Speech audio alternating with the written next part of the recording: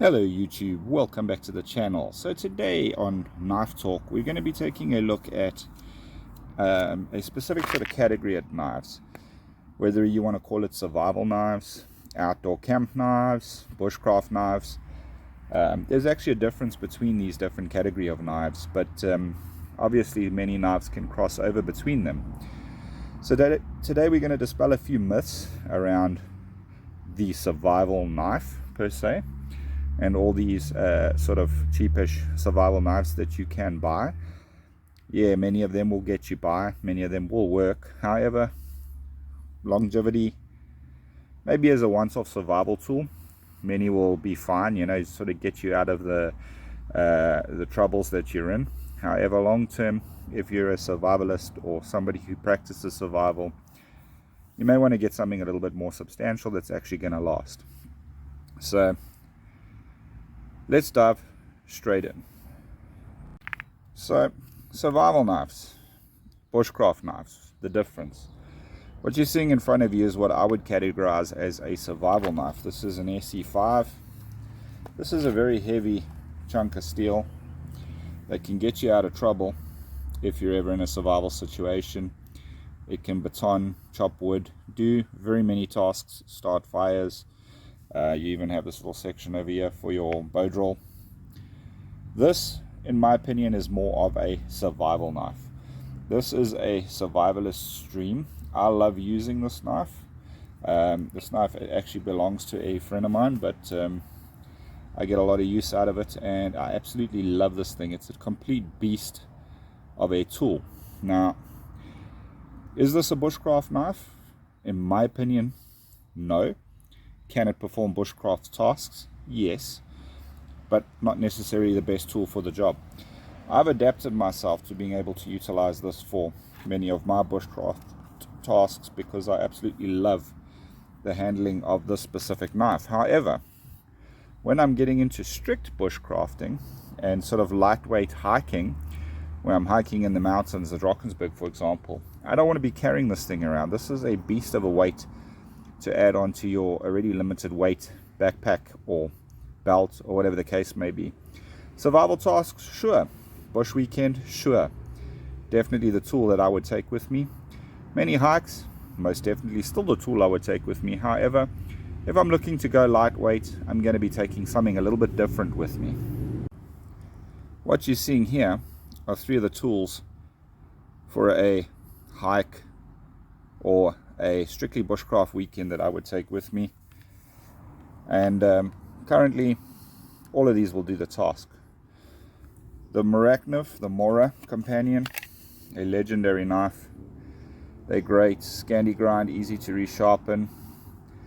Not my favorite, but look, don't get me wrong, this is a brilliant piece of steel, and there's a lot of work that you can get done with this. Great knives to have. Not one I commonly take with me. I do have this one, but I don't often use it.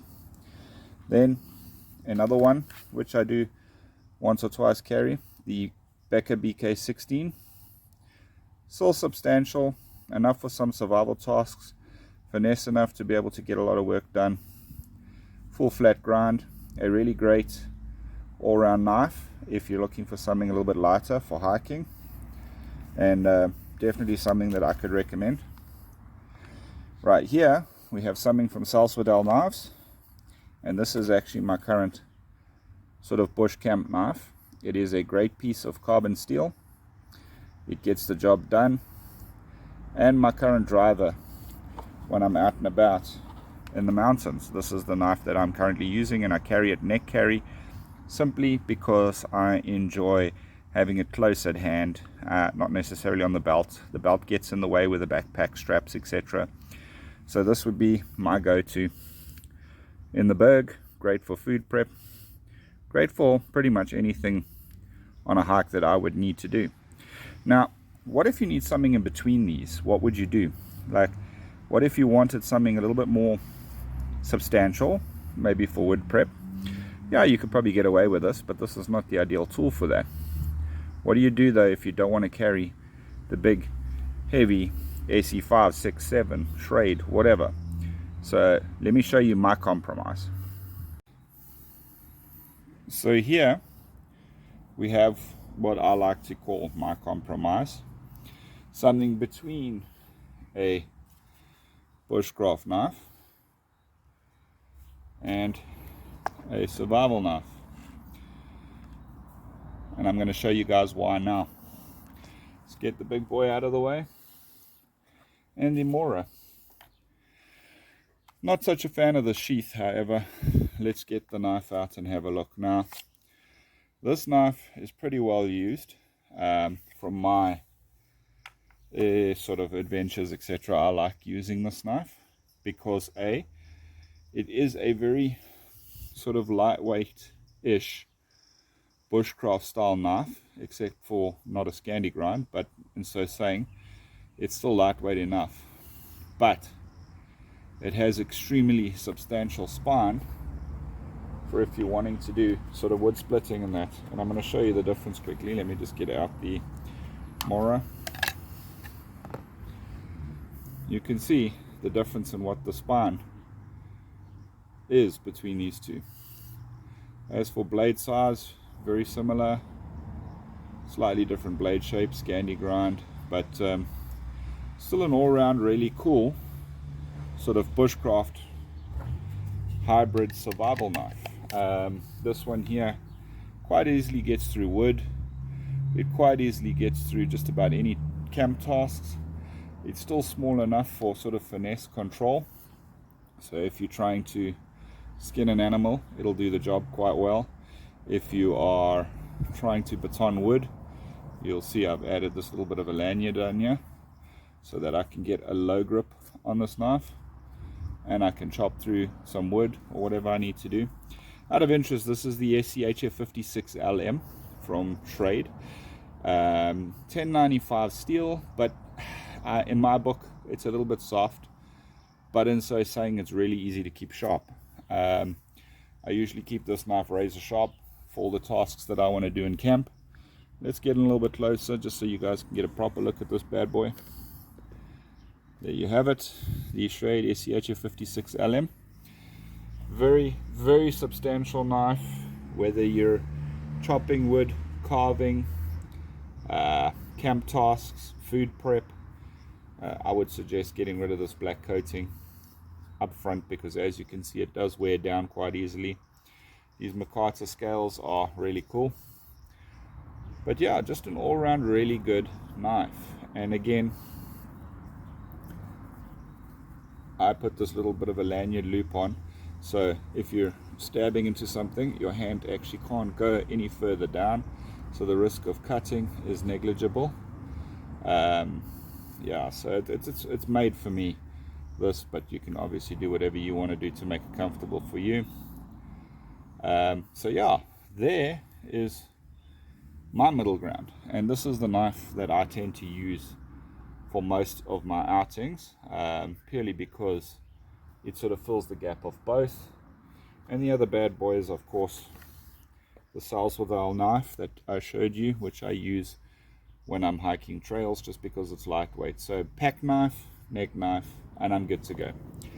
I just want to talk about another category of knife that I do sometimes use in everyday life, and that happens to be the more compact sort of knives, such as this guy here. This is Tommy Muller N690 stainless steel, but as you can see, quite a substantially smaller knife. So why not carry something like that on a bushcraft task or on a camp weekend? I have no issue with it. It's probably going to fill the tasks quite well, packs away nice and compact, great for finesse skinning, pretty much anything. And of course, Tommy always does really good sheaths. Another great maker locally in South Africa, Salzwedel knives. I got this one recently from them, also a nice compact, still to be reviewed. A great sort of utility knife, can be used as a skinner, multiple tasks, just not substantially thick enough for me as a sort of survival knife, but as a camp hike knife, hey, this thing is beautiful. Razor sharp, as always. These guys make brilliant knives. I really enjoy using their knives. In fact, 1, 2, and I could show you my brown knife, which is a stainless steel, very similar to this one, that I use very regularly for meat prep. They're great. So if you're looking for something compact and lightweight, by all means, these are great, especially for camping, hiking, and just getting out there. If you're looking for something for cutting, believe you me, this thing's going to do those tasks very, very well for you. No issue at all. But again, my compromise on a camp weekend is always going to be something that's sort of a hybrid between the camp knife and the compact knife, which this fits into very well. It's not oversized, it's great, I love it. It is a cheap knife. These guys retail sort of less than I believe 1,200 Rand, and for what it can give you, I have no issue spending that sort of money. Now, some people would say survival knife, you need to go bigger. Yeah, sure, bigger is always good for certain tasks. However, if you're just hiking and you're looking for something to carry on you that can act as a somewhat survival knife, this is definitely a great option. Guys, thanks for watching this bit of a ramble on Knife Talk. I'm going to start doing some regular, not only reviews, but knife chats. I'm also going to start recording my hikes in the Berg, record different portions of it. I'll call that adventure time or something, I don't know as yet. So I hope you guys keep watching. My next hike will be up to the top of the Tugela Falls, which is probably just on a month away from now. We're going to all headed up to the top of the Tugela Falls, camp on top of the falls, tent, and just pretty much enjoy the view from up there. And I really look forward to it. I'll do some recording of that adventure so you guys get to see it for yourselves. What will I be carrying on that adventure? Well, beforehand, I will do a full video of my loadout for that hike, so you guys can see the kit that I'm going to be carrying with me. No open fires allowed up there, so unfortunately I won't need to be carrying any hatchets or anything like that with me. So I'm going to go quite lightweight on the hiking kit. I haven't decided yet exactly what to take, but it'll definitely be a knife, and most likely this bad boy which lives in my pocket, the Leatherman Wave Plus. Maybe this combo that you're looking at right now will be my combo for that weekend. I don't know as yet, but I do tend to like to carry a knife, a folder, and a multi-tool on any given day. I hope that helps you guys make some decisions about some purchases. Yep, this is I believe a Chinese made trade, but there are some great options from local makers here in South Africa that I can highly recommend. Salzwedel knives, Tommy Muller knives, some really great options there, guys. Have a fantastic week ahead, and until next time, take care.